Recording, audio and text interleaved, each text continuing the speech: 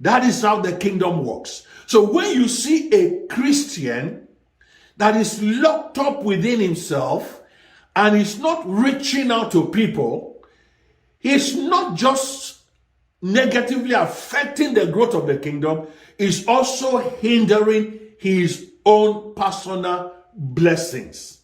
Because the more you reach out to people, the more you create an opportunity for you to be blessed. Because in the days of trouble, when you pray to God and God hears you, God is not going to send angels to you. He's going to send people to you. When God hears the prayer of his people, he sends them a man. Men are God's answer to people's prayers.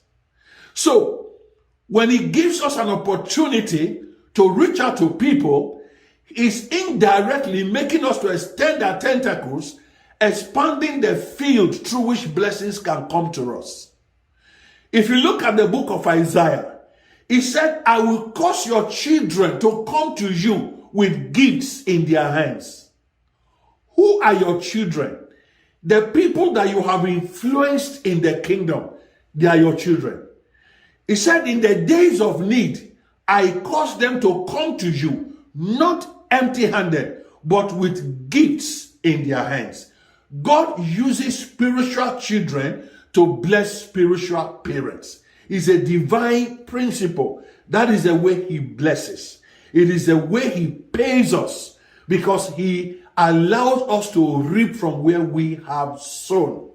So being called to reach out to people is a privilege, an opportunity for divine blessing.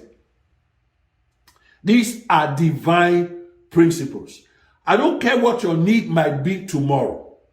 When God wants to hear your prayers and bless you, you are not going to see an angel face to face. Once in a while they come, but you know it's not all the time. He uses people. And most of the time, he uses the people you have influenced in one way or the other. So every time you are influencing lives for God, you are also indirectly influencing them for you, because they are the people that God has extended your spiritual influence. Now, when David was saying that I will put your influence upon the waters, every time God talks about waters, he's talking about people. When he says I'm going to extend your influence, he's simply saying, I'm going to bring you into the place where I bring a lot of people under your spiritual covering, under your spiritual influence. And the way you exercise that is not by beating on people, it's by blessing them spiritually. Anyone you can bless spiritually, God gives you a level of spiritual influence over them. That is how the kingdom of God is built. So it's a blessing, it's a privilege to be employed by God, to work with him to influence people into his kingdom. Praise God. These are principles that if you know them, they will guide what you do. Now, let's look at Matthew chapter 10. Matthew chapter 10. I'm going to read 3 verses, verse 40, 41, and 42. Don't do as if you know the scripture. Let's do it as if we are reading it for the first time. That is the way I read the Bible. Matthew chapter 10, verses 40, 41, and 42. I'm sure you are there. It says, he that receiveth you, receiveth me. Take note of that. Take note of this. It shows how powerful you are when you are in the army, when you are working for God. It shows really how powerful you are. The Lord is saying, he that receives you, receives me. That means that God identifies with us when he sends us. Praise God. God identifies with us. Anyone who receives you, receives me. And he that receiveth me, receiveth him that sent me. So when you go out to minister, when you are reaching to people, when people, they are never going to see God. You are his representative. You are his hands. You are his eyes. You are his ears. You are his legs. You carry God everywhere you go. How great it will be if we all see ourselves like that. If we don't see ourselves as ordinary people, but we actually see ourselves as people who represent God, God's ambassadors. That was why the ministry of Paul was so exceptional. Paul said we are ambassadors for Christ. We are ambassadors. We represent heaven before people. So that's what he's saying. And if President Biden sends an ambassador to the United Kingdom, and the United Kingdom treats the ambassador any way they want to treat him, in a bad way, they are not dealing with a person. They are dealing with a nation. They are dealing with the country of America, because that man represents America there. So that is a picture God is creating, that we are his ambassadors. We represent him. That is why God does not allow people to treat us despitefully. He doesn't allow people to treat you anyhow. Because once you are in your house, you're on your own. But once you step out, and you're on the mission to help build the kingdom of God, doing the business of God, immediately you are representing God at that moment. And anyone who receives you is receiving God. That's a great blessing. Verse 41. He that receiveth a prophet in the name of a prophet. He that receiveth a prophet in the name of a prophet will do what? Will receive a prophet's reward. Every person that receives you because they see you, how do they receive you? That is what I just explained. That's what I just explained. Jesus Christ said, when you go, I will move on the people to give you. When they give you, receive it. They are not giving you because you are hungry. They are giving to you because they recognize you as a man sent by God. Don't misunderstand that word prophet. There are a lot of false prophets in the world today, claiming that they see visions. That's not what the Lord is saying here. Remember, the Bible says in the book of Psalm, he said, touch not my anointed. Do my prophets no harm. Who was he referring to? He was referring to the whole of Israel. He was referring to Israel.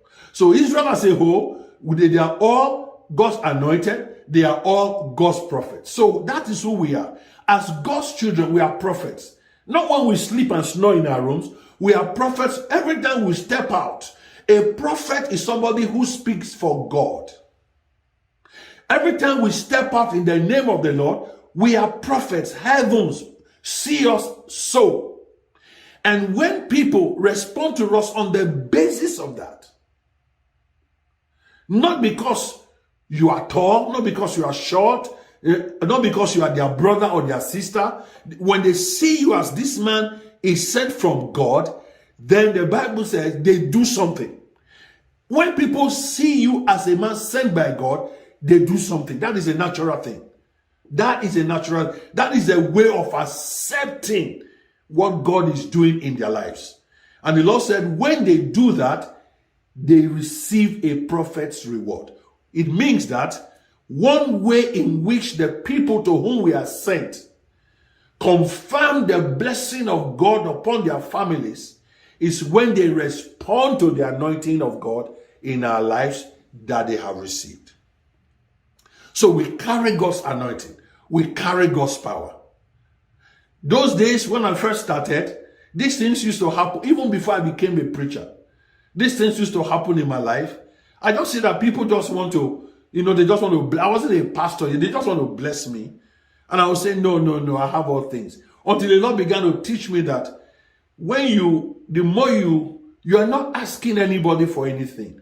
But when people feel moved because of how you've blessed them, and then they want to minister to you, don't reject it. Because when you reject it, you you are locking away their blessings. The way you release the blessing to be confounded on them is take it from them. Even if it is something you don't like to use. Sometimes people give me belt, people give me shoes, people give me things that by my style and by the things I can use now, I probably cannot use them. I still receive them. Sometimes I just wait, for a second, and then I sow it as a seed to somebody else. So it's a gift from me to that person. So I have received, instead of saying I don't want it, I take it. Because I'm not taking it because I need something. I'm taking it because it's a way of God opening the door for that person. And I don't want to be a person that closes the door against any person. So I want you to just see that a lot of blessings follow us when we go out to work for God. You don't have to be a full-time prophet or not. You don't have to be that at all. Then he said, and he that receiveth a righteous man in the name of a righteous man shall receive a righteous man's reward. These are biblical truths.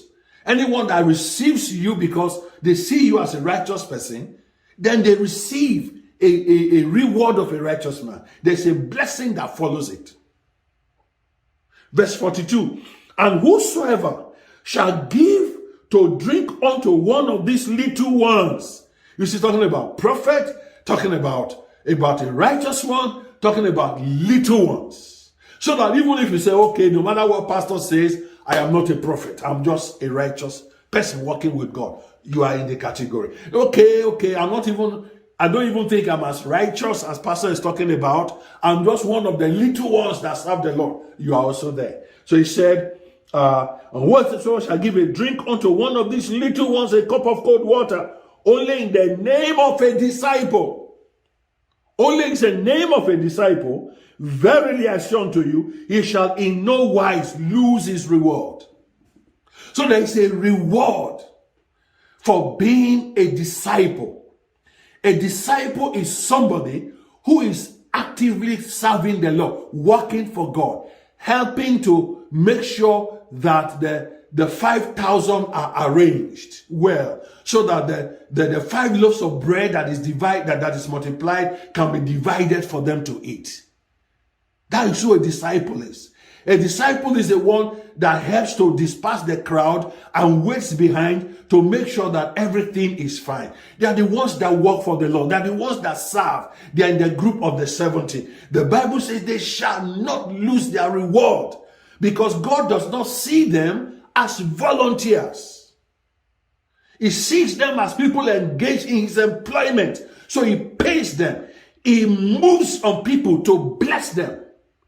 Sometimes the people may not even like their personality, but they still bless them because it is the work of God. That is God's divine principle. So, since I know this, every time I go out, I'm always expecting blessings. Sincerely, I have never seen an angel physically one day in my life. I don't think I've seen, maybe I've seen by mistake without knowing. But everything that I have wanted, God has used people to minister it to me. Not because I'm naturally a likable person. I don't smile. I went to take some photograph last week, and you can see how the photographer just so much effort to make me smile. She was just doing all kinds of things. Smile, smile, smile, smile. And finally, I managed to put up some smile. But a smile in my heart, people say, oh, this guy is so tough. No, I'm not that tough. But you see, so it's not because of my natural disposition. It's because of what they have seen in me, who they see me to be. And that is how you are also as God's child. Take note of this thing. So I go out and I expect things to happen. Praise God. A soul winner does not make demands. A soul winner does not go about begging people for things. He accepts only what is given. He accepts only what is given. The reason is because it takes faith to give. So you have to wait for the faith. And that is why sometimes it is wrong When pastors are preaching and trying to manipulate people, compel them to give, when something has not yet happened in their hearts has not been moved, you're just manipulating them. It doesn't work like that. I see that all over the place. But it's not like that. We don't go about making demands. But God moves some people's hearts. And when that faith once it is done by faith, then it comes with blessing. So we don't go about demanding. He accepts only what is given. When the people to whom you are sent do not know, to become an instrument of reward for you, he pays you from other sources. So you do not have to go from house to house. Verse 7, where our text is, he said, go not from house to house. Why do people go from people to people, house to house? You're not staying in one place. Is because people are now driven by reward. Don't be driven by reward. Because if what that is driving you, once the reward is not coming, then you are abandoning the mission field and try to get into another field. But the Lord said, if this is where I've sent you and you are there, stay there. Even if the people do not know it, they don't catch it, they are not allowing the blessing of God to flow back to you as God has promised, because God does not owe anybody. God does not owe. He doesn't owe. He will pay in cash, he will pay in kind, he will pay in wealth, he will pay in health. He doesn't owe. He will compel other people to minister to you. That is what God does. He makes other people to minister to you. So I'll read a scripture and then you're going to see a scripture that backs up what I just said. Philippians chapter 4 and verse 10. I'm going to read from verse 10 to verse 19. Philippians chapter 4. This is quite interesting. I know many of us have, read it several times, but let's just enjoy this again. Philippians chapter 4 and verse 10. But I rejoice in the Lord greatly, that now, at the last, Paul was writing to the Philippian church. But I rejoice in the Lord greatly that now at the last your care of me had flourished again. I'm rejoicing in the Lord because your care of me has flourished again. Wherein ye were also careful, but ye lacked opportunity. You have always been thinking about me, but you didn't have all the opportunity. Verse 11. What I am saying is not that I speak in respect of want. It's not that I'm looking for something. It's not that I'm broke. It's not that I need anything. For I have learned in whatsoever state I am, therewith to be content. That is a lifestyle of a good disciple. Verse 12. I know both how to be abased and I know how to abound. I know how to enjoy much. I know how to enjoy little. Everywhere and in all things, I am instructed both to be full and to be hungry. Everywhere, in all things. I can handle all. I can handle hunger. I can handle plenty. Both to abound and to suffer need. When I'm broke, I'm still a Christian. When I'm rich, I'm still a Christian. That is Paul talking.